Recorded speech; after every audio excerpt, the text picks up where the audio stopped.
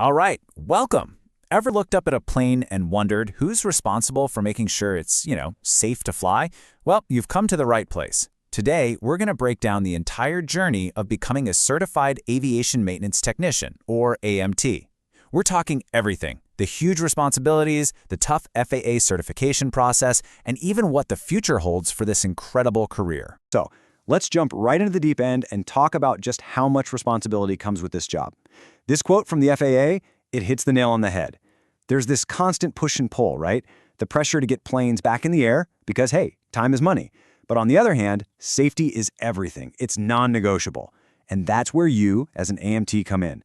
Your whole job is to stand in that gap and make the right call every single time. Yeah, this really isn't just about turning a wrench. It's about being a guardian of the sky. Think about it. This is a massive commitment to public safety. Every single thing you do, every part you touch, it has a direct line to the lives of everyone on that plane. The crew, the passengers, they are literally putting their lives in your hands. And that's why there's such a strict code of ethics. So what does that code look like? Well, as a certified AMT, you're held to a much higher standard. It all boils down to a few core principles. Safety is number one, always. No shortcuts, no compromises. Then you've got honesty, doing things by the book, and this is a big one, always learning. Technology in this field changes constantly, so you have to keep up. At the end of the day, you are the last line of defense. You're the one who says, yes, this aircraft is safe to fly. And believe me, the stakes couldn't be higher. We're talking about your entire career. If you fudge a maintenance record, cut a corner, or sign off on something you didn't personally check, boom, you can lose your certification. Just like that. That signature of yours, it's not just ink on paper. It's a legal promise that that aircraft is 100% airworthy. Okay, so how do you get that kind of authority? How do you earn that signature? Let's get into it. We're going to break down the FAA's path to certification, and trust me, it's a bit of a gauntlet, but it's designed that way for a good reason, to make absolutely sure you know your stuff. The certification everyone's going for is called the AMT, which is short for Airframe and Power Plant. It's built on 3 pillars of knowledge. First up is general, which is all your basic stuff, the fundamentals. Then you have airframe, which is exactly what it sounds like, the body and structure of the aircraft. And finally, power plant.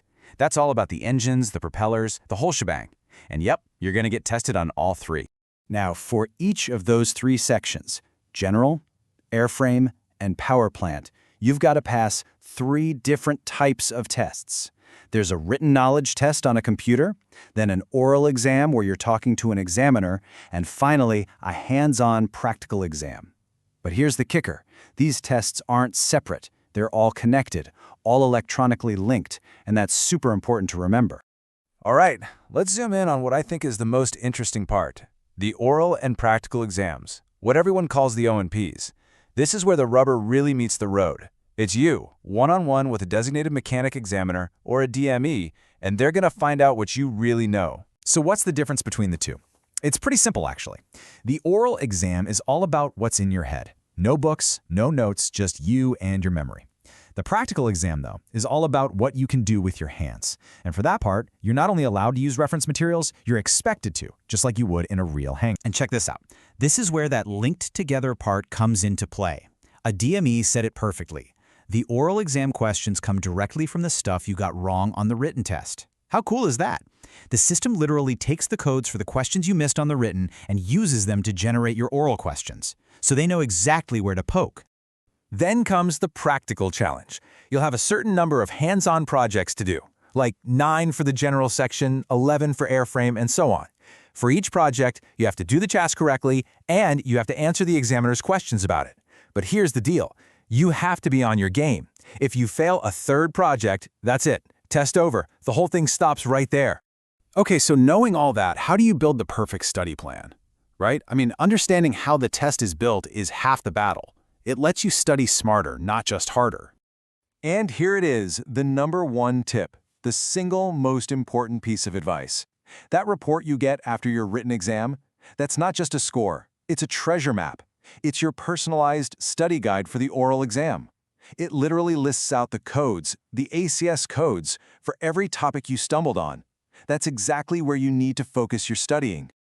Oh, and don't forget, the clock is ticking. Once you pass one of the written tests, you have exactly 24 months, 2 years, to pass the oral and practical for that same section. You definitely don't want to let that time run out and have to start over. So, what should you be studying?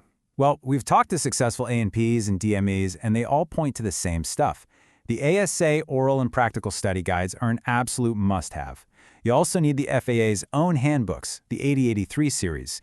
And then there's AC 43.13. You can think of that as the mechanic's Bible. It's got all the standard acceptable ways to do repairs. All right, so you've passed the tests, you've got your certification, now what?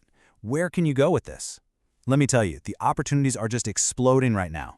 The skills you get with an A&P are in crazy high demand all across the aerospace world. I mean, with that AMP license in your pocket, you're looking at a ticket to work for the biggest players in the game. We're talking about companies like Boeing, Lockheed Martin, Northrop Grumman. These guys are always looking for skilled techs to build, put together, and maintain some of the most advanced aircraft on the planet. Down the road, the job itself is changing in some really cool ways. Think about having a digital co-pilot with you. Things like AI troubleshooting tools are coming online, and they're going to be a total game changer. They'll make veteran mechanics even more productive, and they'll help new techs get up to speed way faster. And get this, the next hangar you work in might not even be for airplanes. With reusable rockets and space tourism becoming a real thing, there's a whole new market opening up for maintenance and repair, outside of Earth's atmosphere. You heard that right.